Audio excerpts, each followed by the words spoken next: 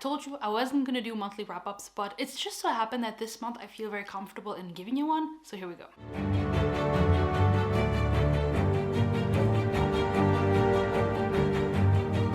Hello lovely book dragons, and welcome back to my channel. Welcome if you're new here. My name is Joana and I love to talk about books on this channel, specifically fantasy books. And today I'm here with my January wrap-up. I said that I wasn't going to do wrap-ups anymore, that I was just going to do recent reads. And there's going to be months where I probably feel like that, where I feel like I don't really want to talk about many of the books because I've mentioned them in vlogs, or I don't really have anything to say.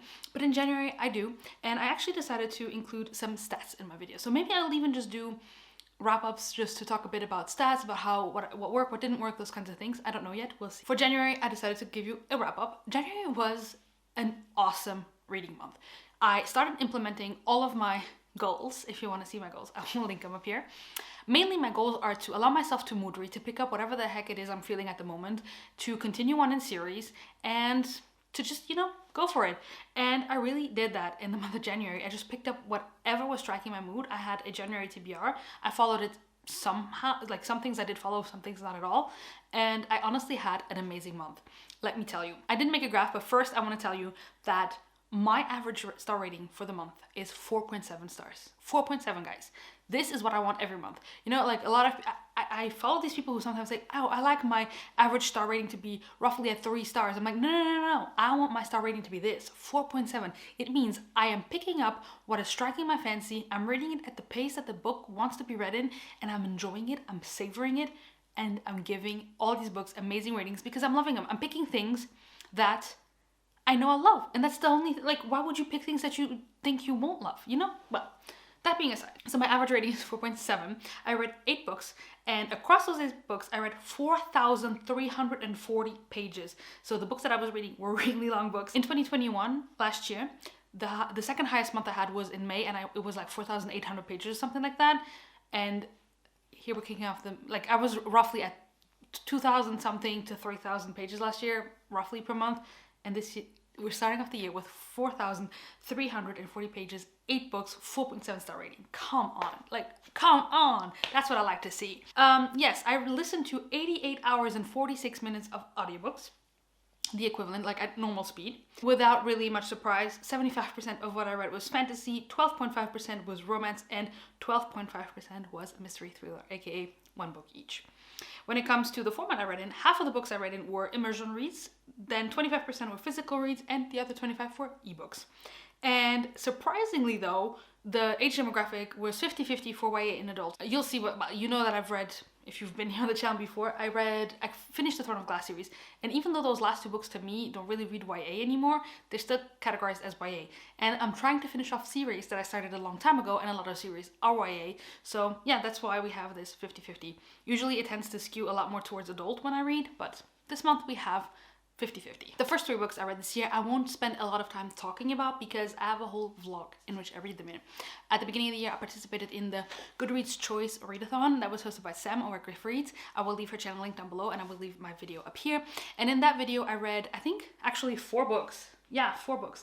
So I will not talk a lot about them here. I'll just quickly tell you what I thought and all that. The first book I read that I started off my year with was The Love Hypothesis by Ali Hazelwood. This is the one romance that I read. And this one was super cute, super adorable. It's like a Raylo fanfic about a girl and a professor, and the tropes that we have is like fake dating and all that kind of stuff, but he's not her professor, so there's not like that power imbalance, you know? I really like this one. I gave it 5 stars. I decided also this year that I was gonna start rating genres in their own thing, not everything compared to fantasy. So as a romance, this is a 5-star romance. I really liked it. Some scenes were a little bit cringy, but I could look past it because I just had such a good time. The next 2 books I read were to finish off the Throne of Glass series. So I read Tower of Dawn and Kingdom of Ash, 900 whopping 80 pages. So you'll see why my monthly wrap-up has so many pages, which, by the way, I didn't count half the pages of a book that I read. I only count the pages of the books that I finished. So I did read like roughly 300 and something pages of The Great Hunt, which I will count in February because I'm finishing the book out in February, but I did read those as well. But yes, I finished the Throne of Glass series, Tower of Dawn, Kingdom of Ash. Kingdom of Ash was a 5-star. This was like a 4.5, something like that. I think 4.5 is what I decided on. Love this. This made me super emotional. If you want to see my reactions reading these, again, check out the vlog. The last book I read in that vlog was The Push by Ashley Audrain. This was a punch a punch. This book is about motherhood and what happens when you become a mother but you didn't really want to because you thought, well, when it's my kid, it's going to be different. What happens when you are a mother and your child is kind of a scary child? What happens when no one believes you? What happens when you feel lonely and you're completely ostracized from everyone because you're a bad mother? Instead of just loving your child enough, you're just not seeing what your child can be. It was really hard to read. It is one of my favorite books I've ever read. This is definitely going to make it onto my non-SFF favorites of the year, for sure. 100%. I loved it. I gave it 5 stars. Now onto the books that were not in the vlog, so I can talk a little bit more about. And this first one, actually, I won't be talking too much about because I have a review coming, and that is Master of Star Wars by Justin T. Call. This was a buddy read with my friend Jolene, and we picked this up. Not a really... For her, it was a 5-star prediction. For me, it was like a... We'll see. I really expected this to be like a 3.5 stars. It ended up being a 5-star book. I love this so much. This book is just so great. This is like, you have a character who goes to an academy where they train students to become master avatars, and once you're an avatar, you are tasked to go on missions to retrieve magical artifacts from the world, because magic is considered super dangerous by this academy that's kind of like closed off from the rest of the world. That's kind of the basic pitch of this. I think that this is such a phenomenal book. I won't talk too much about it because, like I said, I have a full review, non-spoiler review coming of this. Just know that it is one of the most immersive fantasy books that I read in a while. I don't know why that was. I fully read this physically without an audiobook, so it's not like I was immersion reading it. But every time I was picking this up, I felt completely transported into this world. I could see everything unfold in front of me. I was really, really intrigued by the lore, the history, the politics of this world, by the shenanigans that are happening in this academy, by our main character and the things that he is going through and the past that he has to hide from his colleagues, which I won't go into too much detail because it's fun to discover it also on your own. This book was so good. I absolutely loved it. I ended up also soft buddying it with Sam over at Tom Tower. He kind of picked it up at the same time I was reading it, and we were discussing it, and we all, just everyone that I've read this with this month really loved this. And yeah, it was a huge surprise for me. 5 stars. I loved it. If you're interested in it and you want to hear more of my thoughts, my review is going to be coming out after this video, I think. And yeah, it is non-spoiler, so you can definitely check it out. After all that high, heavy fantasy, I needed something to cleanse my palate a bit, but I was still in the mood to read my wintry books. I didn't get to all of my wintry books, but I did want to make this one a priority, and that is Midnight in Everwood by M.A. Kuzniar. This is a Nutcracker retelling. I'll just leave it at that. It is a Nutcracker retelling. It is quite short. If you can get your hands on the audiobook, I got it from my library. They had it. Guys, the audiobook for this is phenomenal. I thought that the way the narrator just does things, just narrates, I guess, just transports you. Like, this book in and of itself is super transportive.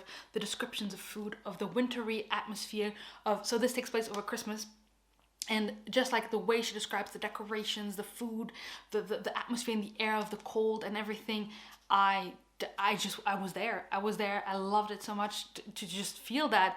And yeah, I had a really good time with this. I read it really fast because, like I said, it's a short book. It is a Nutcracker retelling. I hadn't really read the Nutcracker before, or any retelling, so this was a fresh story for me. I ended up rating this one a 3.5 stars. It wasn't amazing and like the best book I've ever read, but it was just perfect for palate cleanser in the winter. If you like if you like the Nutcracker and any Nutcracker retelling, you're gonna love this, I think. But for me, this was a book that I can see myself rereading because of that feeling that it gave me, and I would definitely see myself reading this over Christmas time again. Super fun time. It gave me exactly what I needed to continue on my epic fantasy journey. But yeah, it was super fun and just really beautiful. Really beautiful. Next up, I read one of my favorite books of the year, I think. Well, definitely. Like, how am I going to do that list at the end of the year? Because already this book is now an all-time favorite. It is, unless the sequels beat it out, well, the sequel, because the final book isn't coming out this year, but unless the sequel beats this one out, this one is going to be on my top 10 of the year, and that is The Mask of Mirrors by M.A. Carrick. So we had M.A. Kuzniar and we have M.A. Carrick. This is an author duo, and they wrote this book, and this book is phenomenal. All the people that have been yelling and screaming about this book, you were right. This book was everything. I don't know what happened. This was not at all on my... I was supposed to have buddy read this in December with my friend Sarah, and she read it, and it's like in her top 5 of ever or something like that. And I just wasn't really in the mood in December. Like I said, December was a really slumpy month for me.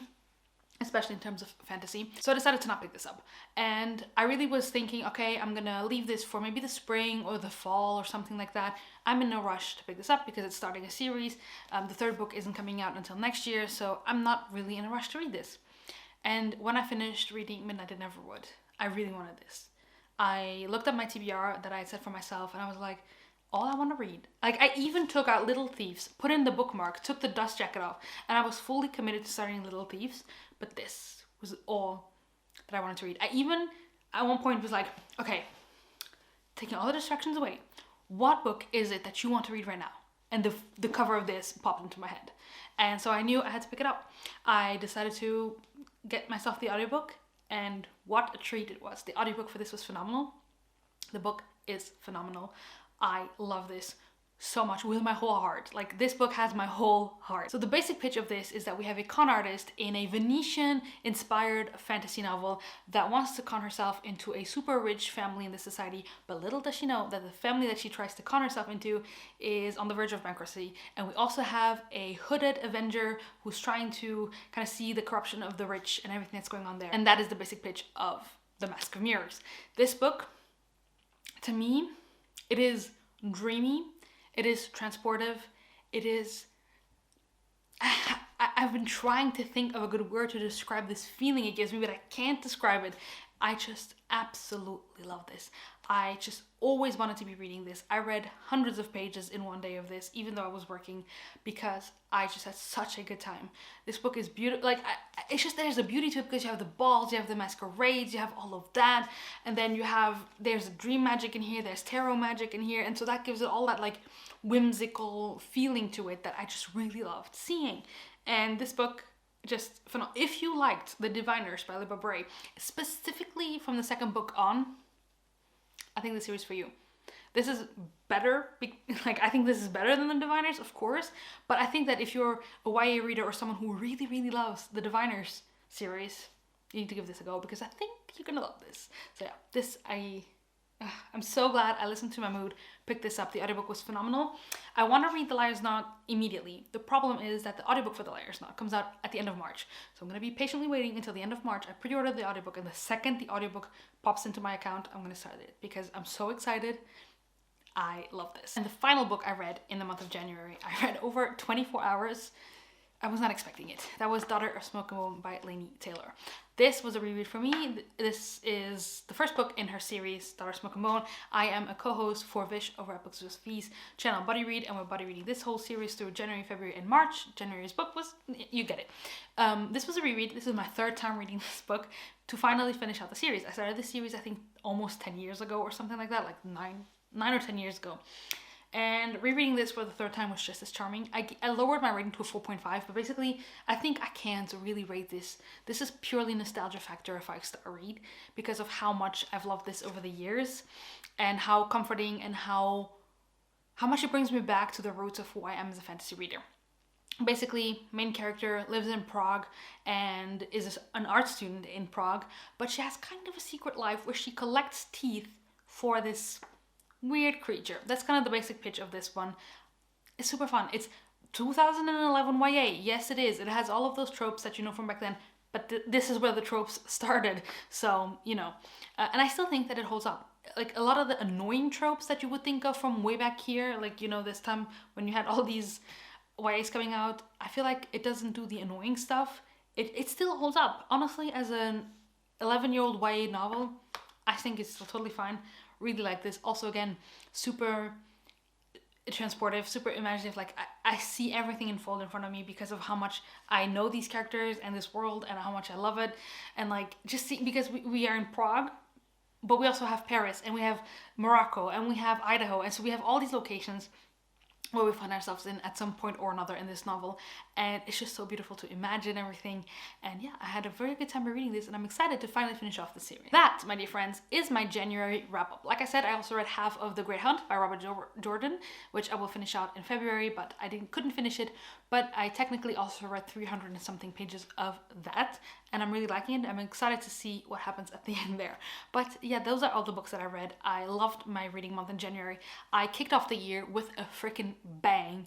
A lot of these books are favorite books. It's gonna be, if I continue this mojo of reading through the rest of the year, which I hope so, then it's gonna be hard to make a list of favorites at the end of the year because I'm reading books that I'm really loving.